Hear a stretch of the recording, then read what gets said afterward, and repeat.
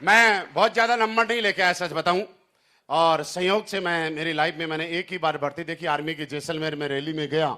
उस रैली के अंदर मैं भर्ती हो गया और भर्ती होने के बाद माउंट आबू से मैं डिस्पैच हुआ, जाट सेंटर में मैं चला गया। मेरे यूनिट के कई लोग यहाँ पे बैठे हुए हैं।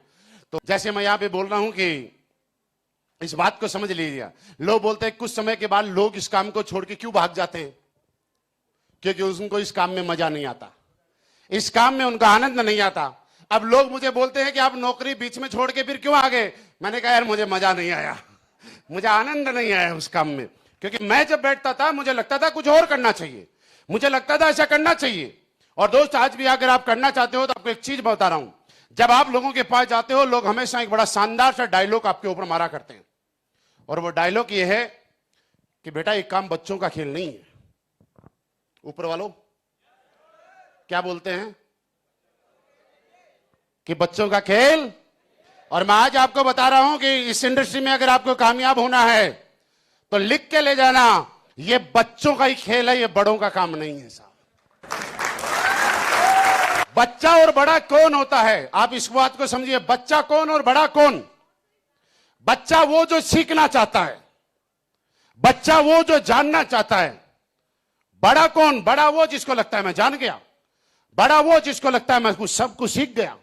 आपके घर में जब 4-5 साल का बच्चा होता है, आपकी अंगुली पकड़ के चल रहा होता है और चिड़िया उड़ रही होती है, कौवा उड़ रहा होता है, तो आपका बेटा आपसे सवाल करता है कि पापा ये कौवा उड़ रहा है, हम क्यों नहीं उड़ते।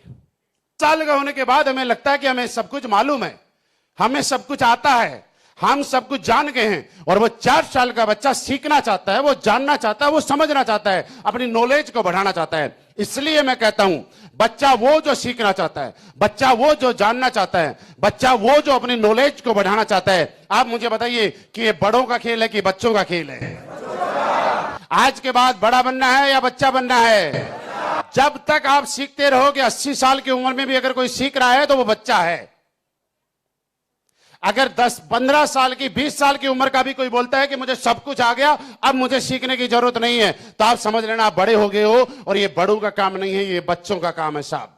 इस बात को आज समझ के जाना, क्योंकि बच्चों ने ही इतिहास लिखा है और बच्चे वो होते हैं जो सीखना चाहते हैं। तो आज के बाद यहां पे सारे लोग बच्चे बन के चले जाना। मैं जब इस इंडस्ट्री में आया था, अगर बात करूं तो अभी तकरीबन बालिंग नहीं हुआ हूं इस इंडस्ट्री के अंदर। बालिंग का मतलब कितने साल होता है? 18 साल तो नहीं हुए होंगे, लेकिन नियर बाई उसके पहुंचने वाले हैं। कुछ समय बाद, कुछ सालों बाद पहुंच जाएंगे। और यह कह सकता हूं कि जब नाबालिग रहते रहते यहां तक पहुंच गए तो जब बालिग हो जाएंगे तो क्या से क्या कर देंगे। काम आपकी जिंदगी में तब कामयाबी दिलाता है जब इस काम के प्रति आप लगातार पॉजिटिव रहते हैं, लगातार सकारात्मक रहते हैं। फर्क नहीं पड़ता कि लोग आपके साथ ज्वाइन करते हैं कि नहीं करते, फर्क नहीं पड़ता कि लोग आपकी बात मानते हैं कि नहीं मानते, फर्क नहीं पड़ता कि लोग आपका साथ देंगे या नहीं देंगे। फर्क इस बात से नहीं पड़ेगा कि आपने को क्या मिला, फर्क इस बात से पड़ेगा कि आपने क्या मिलने के बारे में सोचा। यहां पे इन लोगों को कामयाबी होने के लिए सबसे बड़ी बात, आपको अपने सपनों को जिंदा करने की जरूरत है।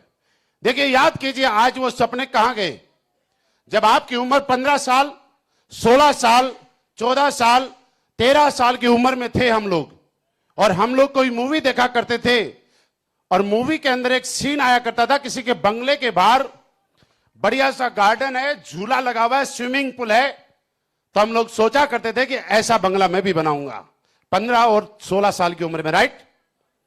जब किसी हीरो की हमने 8-10 लाख रुपए की, 20 लाख रुपए की लग्जरी बड़े वाली बाइक पे उसको राइड करते हुए देखते थे फिल्मों के अंदर, तो हम लोग जब कॉलेज जाया करते थे तो हमारे यहां पे जो पोस्टर बेचने वाले होते थे उनसे लग्जरी घर का, 2 सीटर कार जो ऊपर से खुली रहती है उसका, एक महंगी 50 लाख रुपए की बाइक का पोस्टर यहां पे बैठे हुए हर आदमी ने अपने घर में लगाया होगा साहब, खरीद के लगाया ना।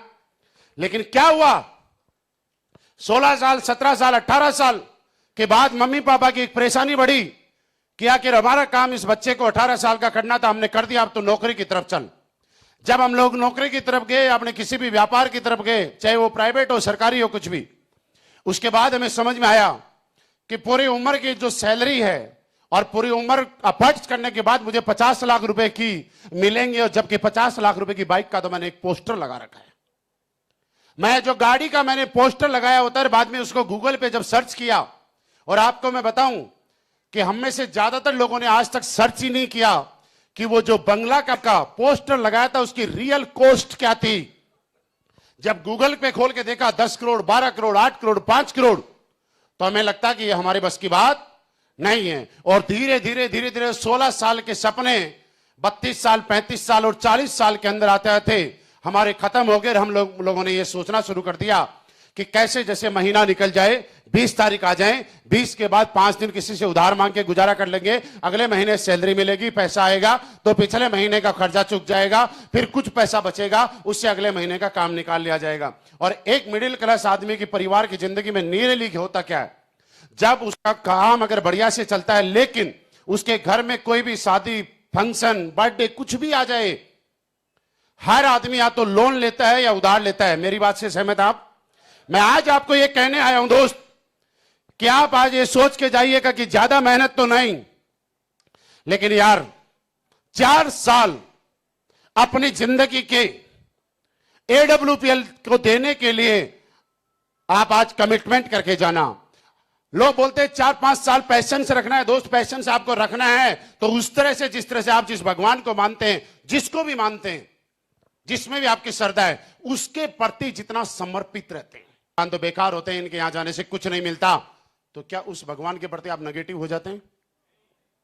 बोलो सारे लोग ऊपर वालों नेगेटिव हो जाते हैं? आस्था तो परमानेंट बरकरार रहती है ना हमारी। मेरे दोस्त, जिस दिन ये वाली आस्था आपके अपलाइन के प्रति, ये वाली आस्था आपके सिस्टम के प्रति, यही वाली आस्था आपकी कंपनी के प्रति, प्रोडक्ट के प्रति आ जाएगी, उस दिन मैं कह सकता हूं दावे से कि भगवान के किसी दर के ऊपर जाने से आपकी मुराद पूरी हो या ना हो, 5 साल यहां पे माथा टेक लेना, आपकी नहीं आपकी 3 पीढ़ियों की मुराद पूरी होगी साहब।